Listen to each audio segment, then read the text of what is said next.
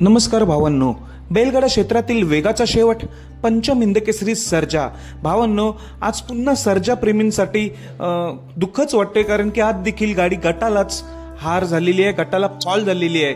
तर नक्की भावांनो, आज कोणत्या मैदानात? आज जे मैदान चालू आहे पद्मावती केसरी 2025 मैदान भुगाव मुळशी येथे लाईव्ह प्रक्षेपण STC लाईव्ह वर चालू आहे. तर भावांनो, भुगाव मैदानामध्ये आपला पंचम हिंदकेसरी सर्जा आज पलताना दिसला होता गट क्रमांक 12 मध्ये. गट क्रमांक 12 मध्ये आपल्याला सर्जा पलताना दिसला. सर्जाचा पैरा होता गजा.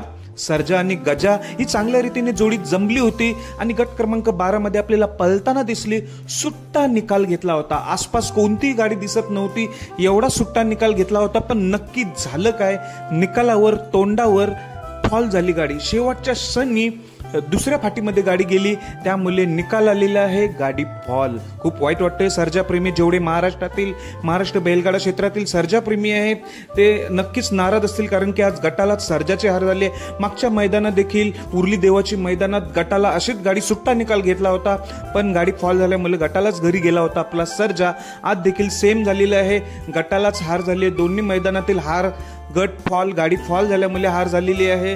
असो आज बॅड लक चालले. नक्कीच सर्जा कमबॅक करण्यात माहीर आहे. जेव्हा रणजित सरांच्या नियोजनात देखील पलटतं तेव्हा पण सर्जाला 1-2 महिना गुलाल नव्हता, पण शेवटी असा कमबॅक केला की सारखा 1 नंबर करत राहिलेला आहे. नक्कीच पैलवान अभिजित भैया पवार यांच्या नियोजनात सर्जा कमबॅक करेल, चांगलाच 1 नंबर करत राहील. पुढच्या मैदानासाठी सर्जाला खूप शुभेच्छा. धन्यवाद भावांनो.